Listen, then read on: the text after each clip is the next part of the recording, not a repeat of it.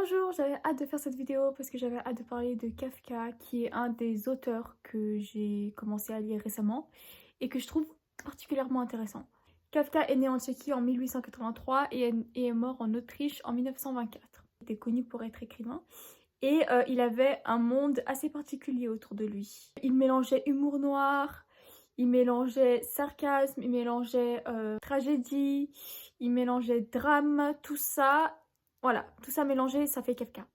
Ça n'a jamais vraiment été son but d'être écrivain.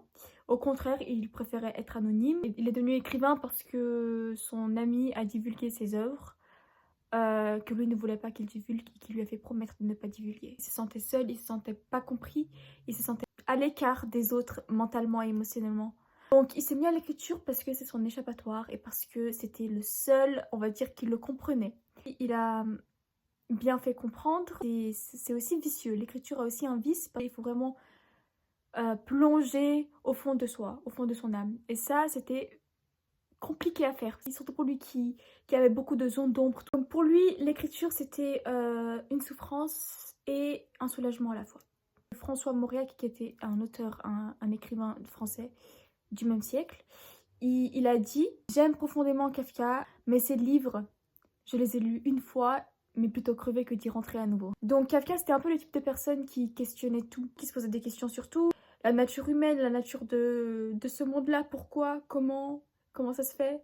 Est-ce qu'il y a un sens à tout ça? Il se posait une question sur absolument tout. Donc c'était voilà, c'est assez éprouvant. Certains l'ont qualifié de pessimiste en disant qu'il ne voyait pas les choses positives de la vie, en disant qu'il était toujours dans son petit cercle sombre, dans sa petite bulle, on va dire un petit peu à l'écart. Et certains diraient qu'il n'est pas du tout pessimiste, mais qu'il est réaliste. C'est-à-dire qu'il fait rien d'autre que décrire la vie telle qu'elle est. Vous voyez, genre par exemple, quand il critique la société, quand il critique le monde du travail, quand il critique la nature humaine, quand il fait des commentaires là-dessus, c'est pas parce qu'il est négatif, mais parce que les choses telles qu'elles sont le sont comme ça. Donc ces personnes-là diraient même que les gens refusent de voir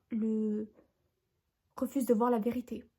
Et selon eux, Kafka, il dit la vérité et les gens, ils refuseraient de voir ça. Et c'est pour ça qu'ils préfèrent vivre dans leur monde de bisounours plutôt que d'avoir à affronter la réalité.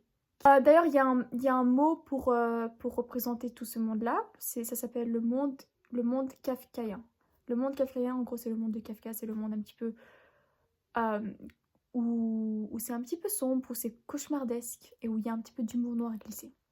C'est un mot qui a été créé et qu'on utilise dans l'art, dans la littérature, dans l'écriture. Je vais vous donner un petit exemple de ce qu'il a écrit dans son journal. Alors, il écrit « J'ai passé la soirée à table familiale dans une indifférence absolue, la main droite sur le dossier de la chaise de ma sœur qui joue aux cartes à côté, et la main gauche posée moellement sur ma cuisse. De temps à autre, j'ai essayé de prendre conscience de mon malheur, c'est à peine si je suis parvenue. » Donc là, on voit bien le contraste de lui qui du coup est dans ses pensées un petit peu lointains et sa sœur qui joue insouciante. Il sait qu'il y a une souffrance en lui, mais il l'ignore tellement qu'elle est grande, tellement que en fait elle est évidente pour lui.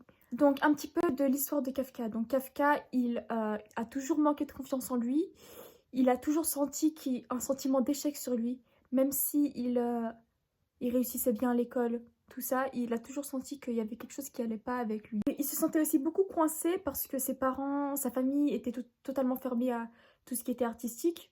Le seul critère qu'il a à ses écrits, c'est qu'il va écrire ce qu'il ressent, qu'il va écrire selon sa vérité à lui. Ça va être une réflexion de comment il se sent. Il a commencé par étudier la chimie, ensuite il s'est dit non, il va étudier le droit romain. Et après, il s'est dit non, je vais étudier en fait l'histoire de l'art. Mais à cause de toute la pression de son père, tout ça, même s'il se sentait bien dans l'histoire de l'art, dans ce monde-là, il a délaissé et finalement il a fait des études juridiques pour faire plaisir à son père.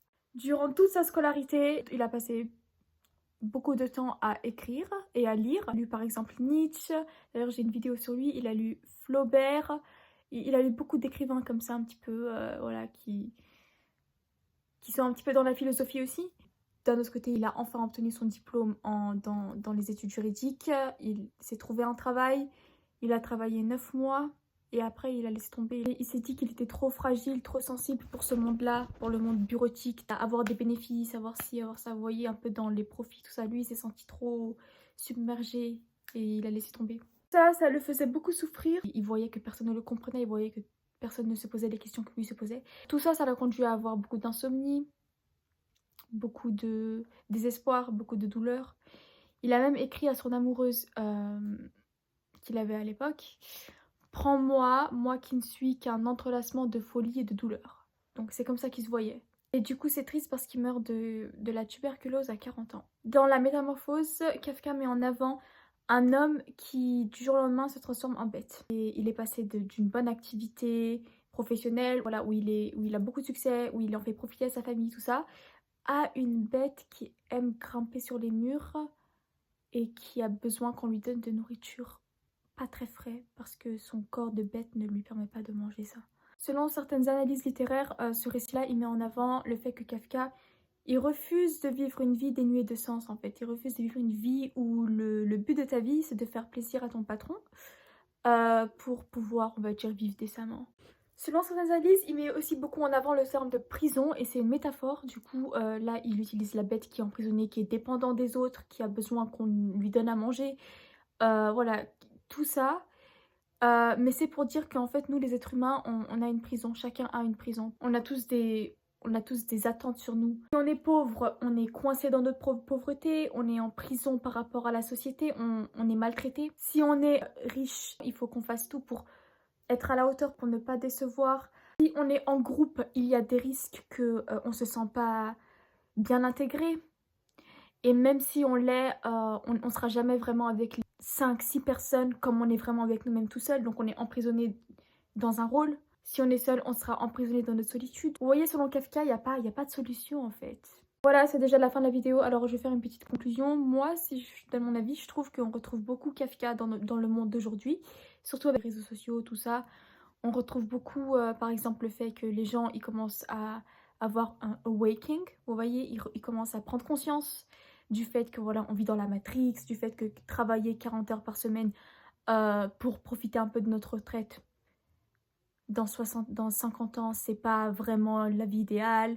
Je trouve que Kafka, dans notre période actuelle, est assez présent sous la forme d'une prise de conscience collective sur le monde et la société, sur comment le monde fonctionne.